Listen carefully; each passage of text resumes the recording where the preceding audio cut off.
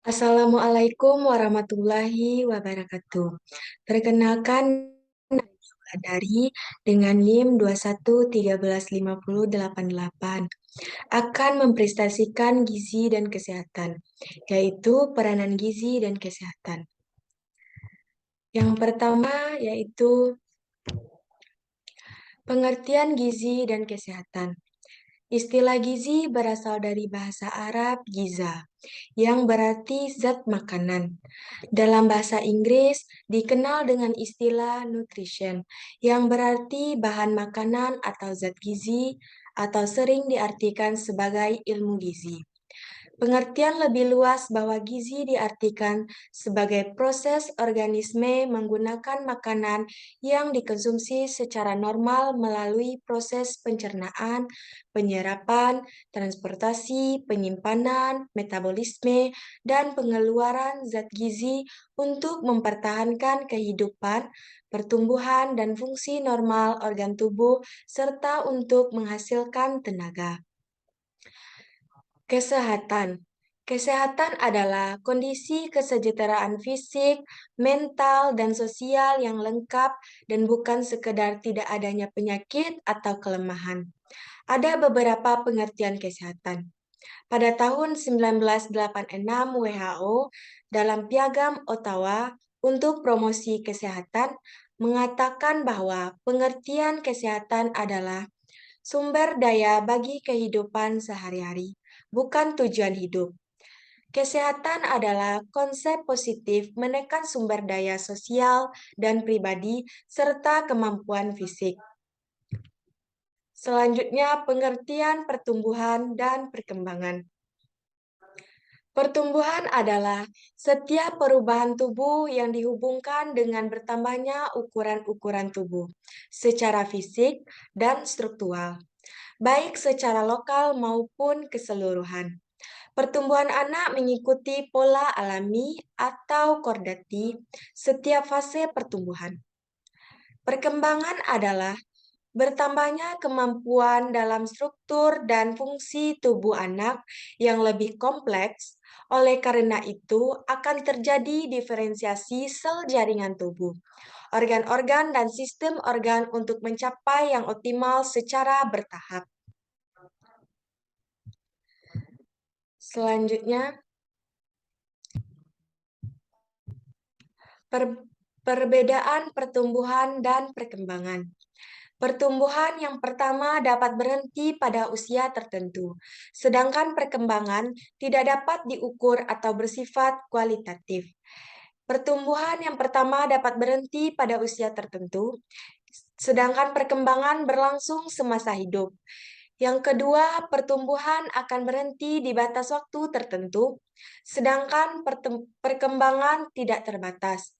Pertumbuhan yaitu mempunyai sifat struktural, sedangkan perkembangan memiliki sifat fungsional.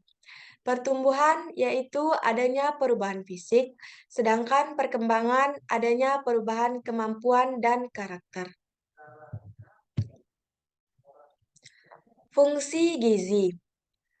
Yang pertama, zat gizi penghasil energi, yaitu karbohidrat, lemak, dan protein.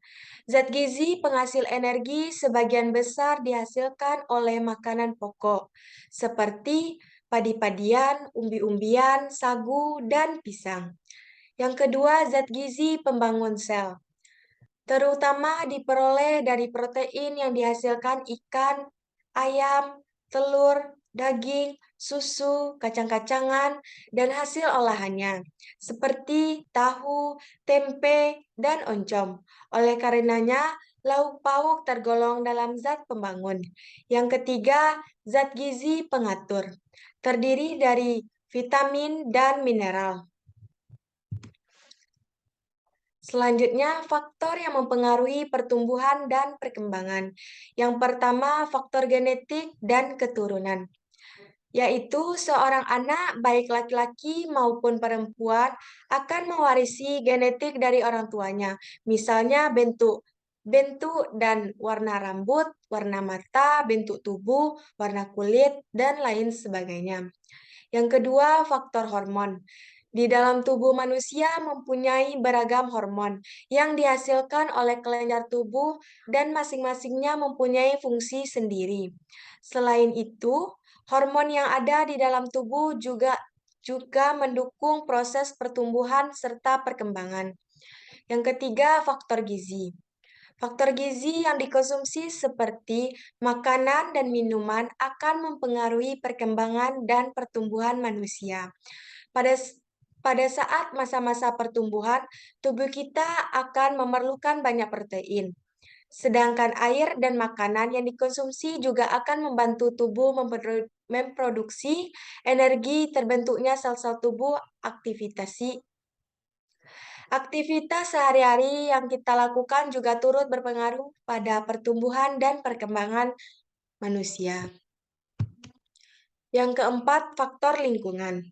Peranan lingkungan dalam pertumbuhan dan perkembangan manusia akan memberikan dampak positif, seperti cara pengatur emosi saat bersosialisasi, adanya dukungan kemajuan teknologi, rumah tangga, serta perekonomian. Yang kelima, olahraga atau kesehatan. Olahraga menjadi salah satu faktor penting dalam pertumbuhan dan perkembangan manusia. Kekuatan otot dan tulang saat berolahraga akan tumbuh dengan baik, serta sistem imun di dalam tubuh dapat terhindar dari penyakit. Yang keenam, faktor pendidikan. Untuk menunjang perkembangan manusia, peranan pendidikan sangat penting. Pendidikan akan memberikan efek positif bagi emosional, intelektual, kesehatan mental, dan aktivitas sosial lainnya. Selain itu, pendidikan juga menjadi wadah untuk membimbing proses kedewasaan. Selanjutnya, tahap pertumbuhan dan perkembangan. Yang pertama, embrionik. Embrionik adalah di mana fase pertumbuhan dan perkembangan embrio saat masa-masa kehamilan hingga melahirkan. Yang kedua, pasca embrionik atau bayi. Pasca embrionik atau bayi merupakan fase pertumbuhan dan perkembangan yang terjadi setelah melahirkan. Pada tahap ini, bayi sudah bisa bernafas dengan sendirinya. Yang ketiga, masa kanak-kanak. Perkembangan pada fase kanak-kanak akan mulai berkembang secara emosional serta sosialnya. Yang keenam, yang kelima, masa dewasa. Pada fase ini mulai ditandai dengan berhentinya pertumbuhan fisik pada manusia. Masa dewasa sudah tidak bisa bertambah tinggi, namun masih bisa bertambah berat badan. Yang keenam, masa tua atau manula. Pada masa tua, organ-organ tubuh akan mengalami penurunan secara fisiologis, berbeda dengan masa dewasa di mana pertumbuhan akan berhenti. Selanjutnya, peranan gizi dan kesehatan dalam pertumbuhan dan perkembangan manusia. Meskipun gizi merupakan unsur terpenting bagi kesehatan tubuh, tetapi kelebihan asupan gizi pada tubuh bisa menimbulkan gangguan pada kesehatan. Nah, oleh karena itu, dibutuhkan pengetahuan komprehensif akan gizi dan pola diet sehat agar asupan gizi yang masuk dalam tubuh betul-betul seimbang. Gizi sendiri biasanya dipahami sebagai elemen yang terdapat dalam makanan serta dapat dimanfaatkan secara langsung oleh tubuh.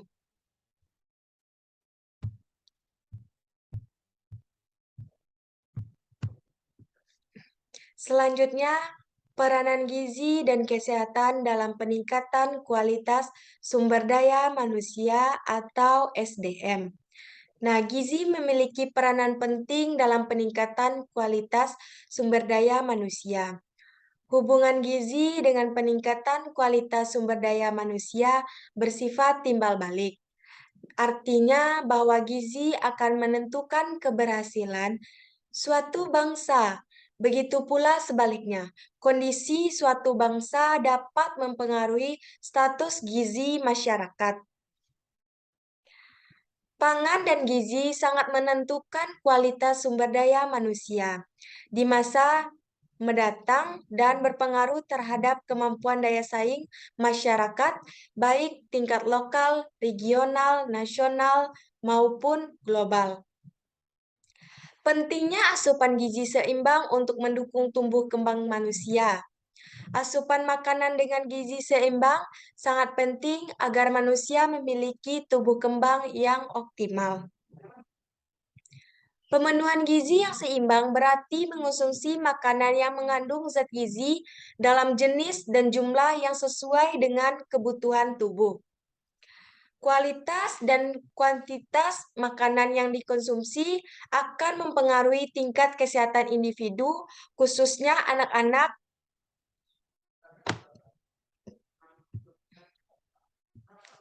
Nah, selanjutnya manfaat gizi.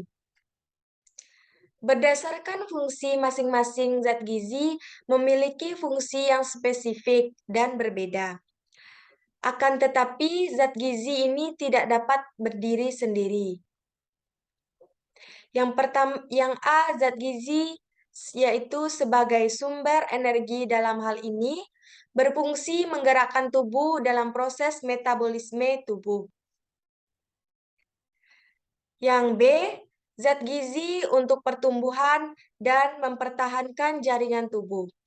Dalam hal ini, zat gizi berfungsi membentuk sel-sel pada jaringan tubuh, menggantikan sel-sel tubuh yang rusak dan mempertahankan fungsi organ tubuh. Selanjutnya, zat gizi sebagai pengatur proses di dalam tubuh. Tentunya tubuh perlu memiliki keseimbangan, yaitu dengan adanya zat gizi sebagai pengatur proses di dalam tubuh.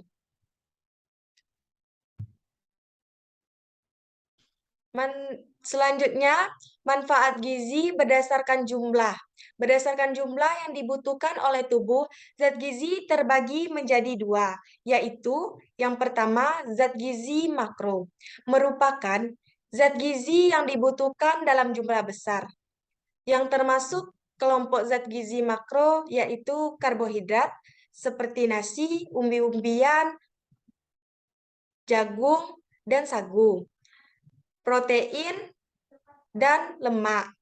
Zat gizi makro ini biasanya menggunakan satuan gram. Yang kedua, zat gizi mikro. Zat gizi mikro merupakan zat gizi yang dibutuhkan tubuh dalam jumlah kecil atau sedikit. Yang termasuk ke dalam zat gizi makro adalah yaitu mineral dan vitamin. Manfaat gizi berdasarkan sumbernya. Yaitu berdasarkan sumbernya zat gizi terbagi dua, yaitu nabati dan hewani. Contoh zat gizi nabati misalnya beragam jenis buah-buahan, seperti pisang, jeruk, pepaya, nangka, dan lain-lainnya. Sayur-sayuran, dan kacang-kacangan. Sedangkan contoh sumber zat gizi hewani misalnya daging, ikan, produk susu, dan telur. Baiklah, itulah hasil dari presentasi saya. Kalau ada pertanyaan, silakan bertanya, atau kalau ada saran, silakan memberikan saran. Dan kalau ada kesalahan saya dalam menyampaikan materi, mohon maaf. Saya Nadia Wulandari. Saya akhiri. Assalamualaikum warahmatullahi wabarakatuh. Assalamualaikum.